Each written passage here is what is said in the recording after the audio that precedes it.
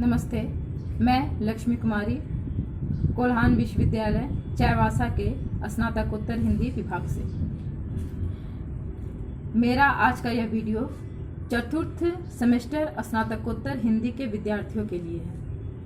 इससे पहले के वीडियो में मैंने कफन कहानी की समीक्षा कहानी के तत्वों के आधार पर की थी, जिसमें से मैंने कहानी के 6 तत्वों में से 2 तत्व को मैंने आप लोगों को समझाया था। उन 2 तत्वों में मैंने कथा वस्तु और चरित्र चित्रण को इससे पहले के वीडियो में समझा दिया था, और संवाद, देशकाल, भाषा शैली, उद्देश्य, इन तत्वों के आधार पर कहानी की समीक्षा करना भी बाकी है, जिसे मैं पुनः अभी इसी वीडियो में पढ़ाने जा रही हूँ। तो सबसे पहले कहानी के संवाद की ओर हम चर्चा करेंगे। तो प्रेमचंद जी अपने संवादों के माध्यम से पात्रों की जो चारित्रिक विशेषताएं हैं उसका उद्घाटन बहुत ही मार्मिक और कलात्मक ढंग से वो करते हैं, और ये संवाद ही है जो कथा वस्तु को आगे बढ़ाने का कार्य करते हैं। इस कथा वस्तु के सहारे ही लेखक अपने मनोभावों को पाठकों के समक्ष प्रस्तुत करता है। तो उन्होंने अपने पात्रों के मनोभावों का चित्रण बहुत ही नाटकीय और मनोवैज्ञानिक स्तर पर किया है। अगर हम इस कहानी को देखें तो इस कहानी में घीसू और माधव की मनोवैज्ञानिक दृष्टिकोण भी हमारे सामने उभर कर आता है। साथ ही प्रेमचंद एक ऐसे रचनाकार हैं जो ये भली भांति जानते हैं कि कौन से पात्र किस परिस्थिति में कैसे मनोभावों को व्यक्त करता है, और घीसू का माधव से किया यह संवाद प्रेमचंद के इस बात को साबित करता है। घीसू कहता है, कैसा बुरा रिवाज है जिसे जीते जी तन ढकने को चिथरा न मिला, उसे मरने पर कफन चाहिए। वही एक स्थान पर वह माधव से घीसू कहता है कि वह बैकुंठ न जाएगी तो क्या ये मोटे मोटे लोग जाएंगे जो गरीबों को दोनों हाथों से लूटते हैं और अपने पाप धोने के लिए गंगा में नहाते हैं और मंदिरों में जल चढ़ाते हैं। घीसू का यह संवाद हमें कबीर की अनायास ही याद दिला देता है। कबीर भी कर्म कांड के विरोधी थे, इसलिए घीसू यहाँ कबीर के समान ही अपने विचार प्रकट करते हुए स्पष्ट होते हैं। और इस कहानी में कफन को लेकर घीसू और माधव के बीच में जो संवाद होते हैं वो संवाद भी काफी प्रासंगिक है। जो ब्राह्मणवादी विचारधारा उस समय समाज में व्याप्त थी, उस ब्राह्मणवादी विचारधारा के विरुद्ध वो आचरण करते हैं। कफन, उनका ये कथन कि क्या उन्हें मरने के बाद कफन जरूरी है, जिसको जीते जी तन ढकने के लिए वस्त्र भी नसीब नहीं होता, ये इस ब्राह्मणवादी विचारधारा का ही उल्लंघन है। तो वो इसका ये संवाद जो है वो समाज को ब्राह्मणवादी संस्कारों से मुक्त करने वाला है। उसके बाद जो उसका चौथा तत्व है वो है वातावरण। वातावरण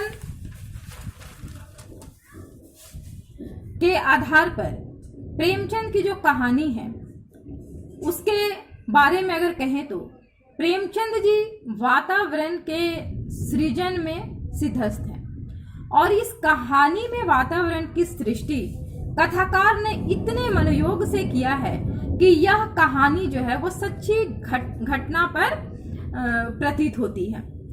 साथ ही साथ यहाँ स्थान और परिस्थिति का यथार्थ बोध भी हमें कराता है। साथ ही साथ इसका उन्होंने बहुत ही सफलतापूर्वक चित्रण भी किया है। कहानी के आरंभ में ही बिंबात्मक वातावरण प्रस्तुत किया गया है। जैसे उदाहरण स्वरूप झोपड़े के द्वार पर बाप और बेटा दोनों एक बुझे हुए अलाव के सामने चुपचाप बैठे हुए थे, और अंदर बेटे की जवान बीबी बुधिया प्रसव वेदना से पछाड़ खा रही थी। रह रहकर मुख से ऐसी हृदय विदारक चीख निकलती थी कि दोनों कलेजा थाम लेते थे। जाड़ों की रात थी, प्रकृति सन्नाटे में डूबी हुई थी और सारा संसार जो था वो अंधकार में लय था। यहाँ यह कथन कि सारा संसार जो था वो अंधकार में लय था, उनके कहने का यहाँ इसका एक सांकेतिक अर्थ है कि ये अंधकार पूरे समाज में व्याप्त था, पूरे समाज में। इस कहानी में भाषा की बिंबात्मकता सर्वत्र दिखाई देती है। जैसे सवेरे माधव ने कोठरी में जाकर देखा तो उसकी स्त्री ठंडी हो गई थी, उसके मुख पर मक्खियां भिनक रही थी, पथराई हुई आंख ऊपर टंगी हुई थी, सारी देह खून से लथपथ हो चुकी थी, उसके पेट में बच्चा मर गया था। उनकी भाषा अत्यंत लचीली है। वे जब जहां जैसा चाहते थे भाषा को वैसे ही अपने ढंग से वो मोड़ देते थे। उससे भाषा की आंतरिक स्वाभाविकता, उसके कथन शैली की सहज सरलता है, जिससे वो पाठक से आत्मीयता स्थापित कर लेते थे और पाठक उनके कहानी में खोकर रह जाते थे। भाषा शैली उनकी काफी सशक्त थी, जो पाठकों को अपनी ओर आकर्षित किए बिना नहीं रह पाते थे। इसके पश्चात हम कहानी के अंतिम तत्व उद्देश्य की ओर चर्चा करते हैं। कहानी का यदि कोई उद्देश्य ना हो तो वह कहानी सही अर्थों में कहानी नहीं कही जा सकती है।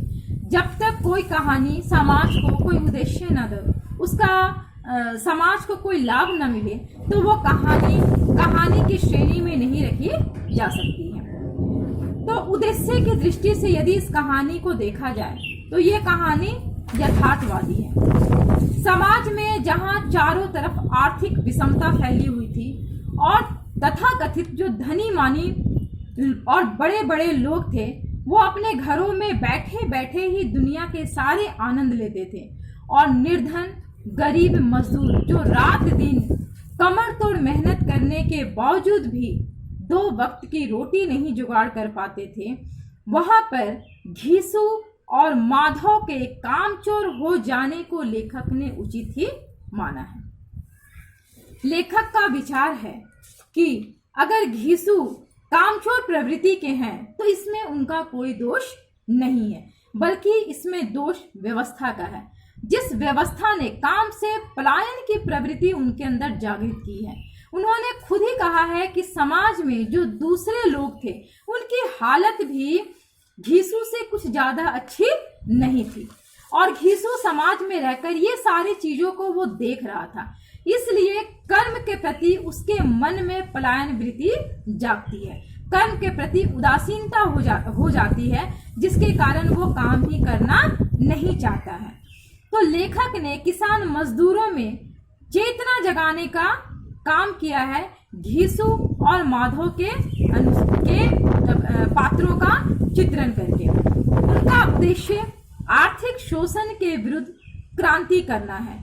गरीबी व्यक्ति को न केवल संवेदन शून्य बनाती है, बल्कि अमानवीय व्यवहार करने पर भी विवश कर देती है।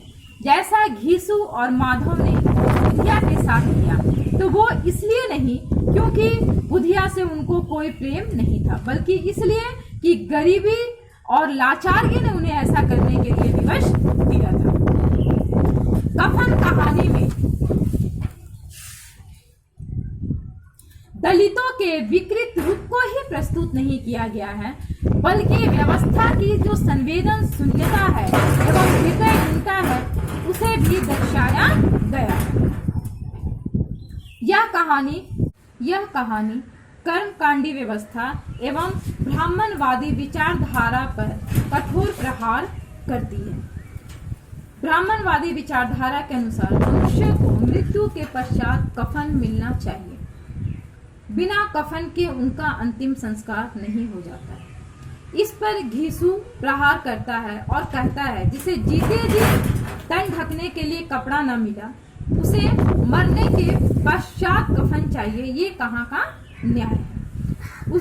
और सीधे सीधे वो ब्राह्मणवादी विचारधारा पर चोट करता है।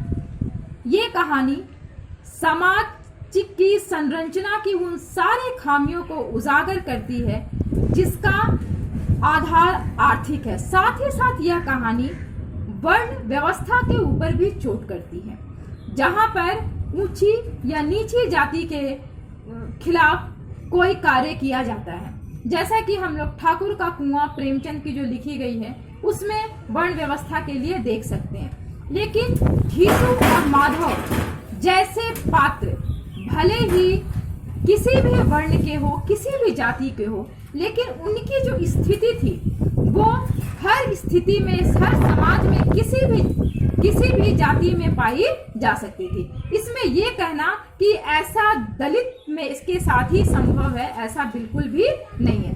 बल्कि ये जो कमी है वो व्यवस्था की कमी है, जहाँ की जो आर्थिक संरचना है वो समानता के आधार पर नहीं है, जिसके कारण इस तरह की व्यवस्था जो है वो समाज में उत्पन्न हो रही है। अंतिम संस्कार को लेकर भी घीसू माधव के बीच में जो संवाद होता है वो समाज को ब्राह्मणवादी संस्कारों से मुक्त करने वाली होती है। और वो बुधिया को बिना कफन के ही बैकुंठ भेजते हैं। और वो कहते हैं, जब वो भोजन करने के बाद एक गरीब को भोजन कराते हैं और वो कहते हैं कि बुधिया के आशीर्वाद के फलस्वरूप ही आपको ये भोजन प्राप्त हुआ है, आप उसे आशीर्वाद दीजिए कि वो बैकुंठ को जाएगी। और ये कहकर वो बुधिया को बिना कफन के ही बैकुंठ भेजते हैं। यह विचारधारा ब्राह्मणवादी विचारधारा पर कुठारा घात है। यहाँ एक स्थान पर जब बुधिया की मृत्यु हो जाती है तब घीसू और माधव कफन के लिए पैसे का इंतजाम करने के लिए जमींदार के पास जाते हैं। तब जमींदार साहब, यहाँ प्रेमचंद ने उल्लेख किया है कि जमींदार साहब दयालु हैं। उन्होंने कहा था कि जमींदार साहब दयालु हैं, मगर घीसू पर दया करना काले कंबल पर रंग चढ़ाना है। जी में आया कह दे, चल दूर हो यहाँ से, यो तो बुलाने पर भी नहीं आता, आज जब गरज पड़ी तो आकर खुशामद कर रहा है। हरामखोर कहीं का बदमाश। लेकिन यह क्रोध या दंड का अवसर नहीं था। जी में कुड़ते हुए 2 रुपए निकाल कर फेंकती, मगर सांत्वना का एक शब्द भी मुख से ना निकला। उनकी तरफ ताका भी नहीं, जैसे सिर का बोझ उतारा हो। तो जमींदार का घीसू को पैसे देना वो वंचितों का शोषण करने का प्रमाण है। वो घीसू को अपने घर बुलाना चाहते थे, पर किस लिए बुलाना चाहते थे? बेगार के लिए, अपने परंपरागत रीति रिवाज को बनाए रखने के लिए। वो ये दिखलाना चाहते थे कि घीसू उनके रहमो कर्म पर ही जीवित है। घीसू उनके नीति शास्त्र को नहीं मानता है, इसलिए घीसू दया का पात्र नहीं है। और यहाँ जमींदार कोई दयालु नहीं है, बल्कि यहाँ पे प्रेमचंद ने व्यंग किया। वो कोई दयालु प्रवृत्ति का नहीं है, बल्कि वो लोगों का शोषण करता है और उसका घीसू को पैसा देना अपनी महानता को प्रमाणित करता है। प्रेमचंद रेखांकित करते हैं कि घीसू और माधव का कामचोर होना व्यवस्था जन्य है, और ऐसे चरित्र किसी भी जाति में किसी भी समय पैदा हो सकते हैं, क्योंकि गरीबी वो मनुष्य से करवाती है जो वो स्वयं करना नहीं चाहता है। इस कहानी में कई स्थानों पर दलित समीक्षकों ने आरोप भी लगाया है। पहला तो बुधिया जब प्रसव पीड़ा में रहती है उस वक्त उसके पास कोई भी नहीं जाता,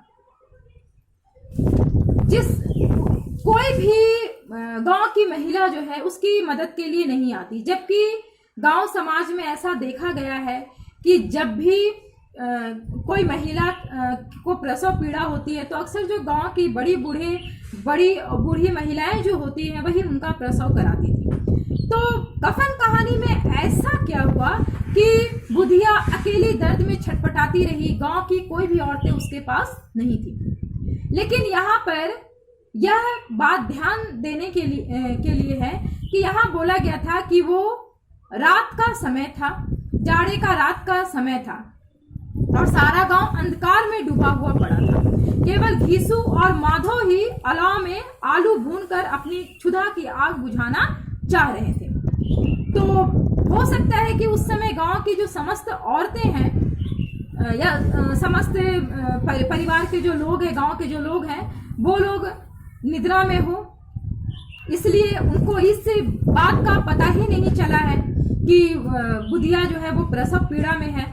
और घीसू और माधव की बात कहें तो वो अपनी पेट की क्षुधा बुझाने में इतने ज्यादा व्यस्त रहते हैं कि उनमें से कोई भी एक आदमी जाकर किसी बगल से किसी बुजुर्ग महिला को बुलाना भी नहीं चाहता है, क्योंकि माधव तो कुटिया के अंदर जाकर अपनी प्रसव वेदना से जूझ रही पत्नी को देखने भी नहीं जाता, इस कारण कि कहीं घीसू जो है वो सारे आलू ना खा जाए। तो वो पिछले एक दिनों से उन्होंने कुछ भी खाया नहीं था और भूख जो है उनकी सारी सोचने समझने की शक्ति को छीन कर देती है। शायद यही कारण था कि उस समय बुधिया के पास कोई भी मौजूद नहीं था। लेकिन जैसा हम कहानी के दूसरे भाग में देखते हैं कि जैसे ही सुबह होता है तो क्या बुधिया जो है उसका देहांत हो जाता है और उसमें प्रेमचंद ने रेखांकित किया है कि उसका बच्चा उसके पेट में ही मर जाता है। उस समय गांव की जो औरतें रहती है वो वहां पर आती है और अपने अश्रु बहाती है, उनके पास रहती है। तो इससे ये साबित होता है कि जो गांव के जो लोग थे वो संवेदन शून्य नहीं थे। लेकिन प्रेमचंद के कहानी की यह विशेषता होती है कि वो एकाएक ही एक ऐसा मोड़ कहानी में लाते हैं जो पाठकों को अचंभित किए बिना नहीं रह पाता है। जो प्रेमचंद का ये रचना जो है, चाहे ये घटना जो है, वो कुछ इसी तरह की है। पूरी रात्रि का जो पहर रहता है उसका उन्होंने कोई उल्लेख नहीं किया है। घीसू और माधव के सोने के बाद जो सीधा है वो ये कि बुधिया की मृत्यु हो जाती है। दूसरा, दलित आलोचकों ने ये आरोप लगाया है कि जो घीसू और माधव है उनको संवेदन शून्य, कामचोर साबित किया गया है। इसका ये मतलब उन्होंने इसके माध्यम से दलितों की कामचोर होने का उन्होंने प्रमाण दिया है।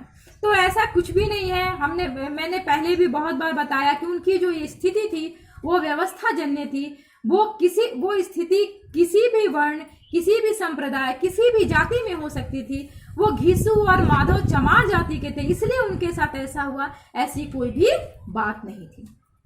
तो इस आधार पे यदि हम देखें तो उद्देश्य की दृष्टि से ये कहानी बहुत ही महत्वपूर्ण है और समाज में जो विसंगतियां फैली हुई है उन विसंगतियों को दूर करने में ये कहानी बहुत ही एक मील का पत्थर साबित होगी। क्योंकि समाज में जो ऊंचे वर्ण के लोग हैं वो गरीबों का शोषण कर रहे हैं और गरीबों का जो शोषण हो रहा है उसको, उनके गरीबी की जो तंगहाली है उसका उन्होंने यहाँ पे बहुत ही सजीव चित्रण किया है।